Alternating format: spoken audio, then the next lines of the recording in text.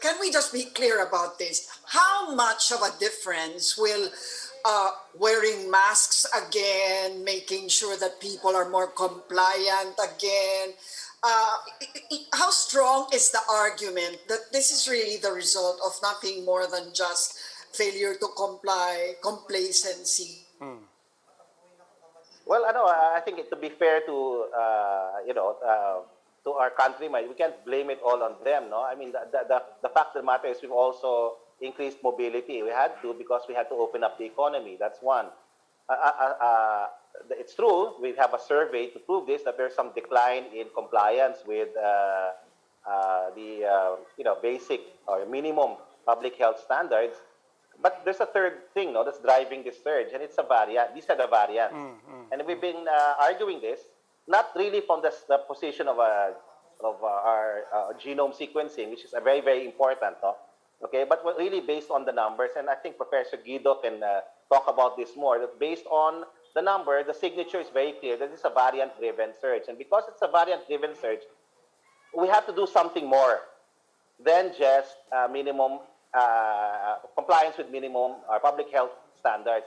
But Luci, I have to emphasize that is important. That is very important. That's so important. But we need to do more.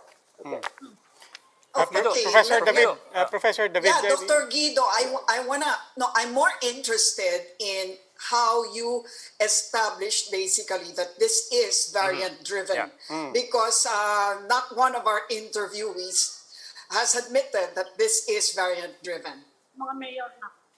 Yes, well, Yes, we concede na to confirm that it is variant driven, we will need significant biosurveillance and genome sequencing, which right now we don't have the capacity for because of limited resources. A country like UK, they could do biosurveillance for the entire population because they have a lot of resources for genome sequencing.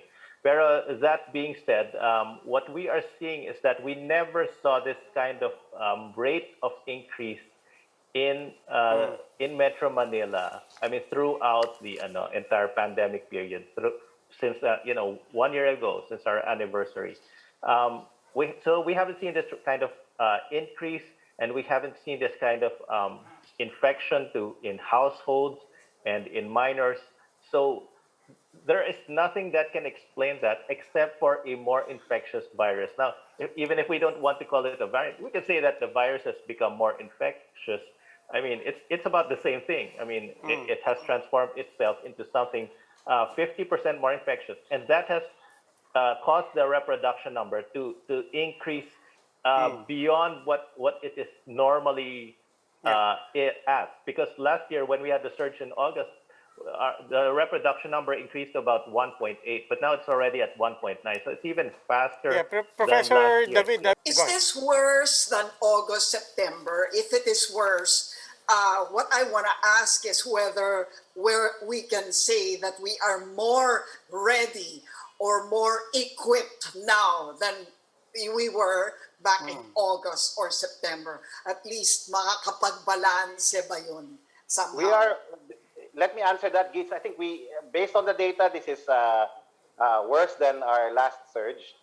Okay, and it's not just in terms of how many people are now infected. No, now on the average per day, the spread and the speed of the contagion is very fast. So it's become very bad very quickly.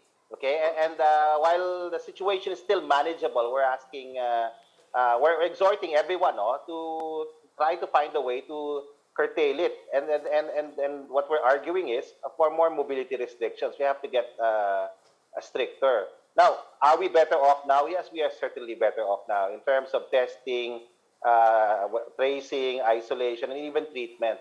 We are in a better situation to deal with this surge.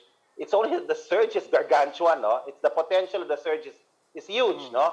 At 5,000 cases, I don't know if our hospital system can manage something that big. The last time we closed down, it was something like 2,500 cases per day.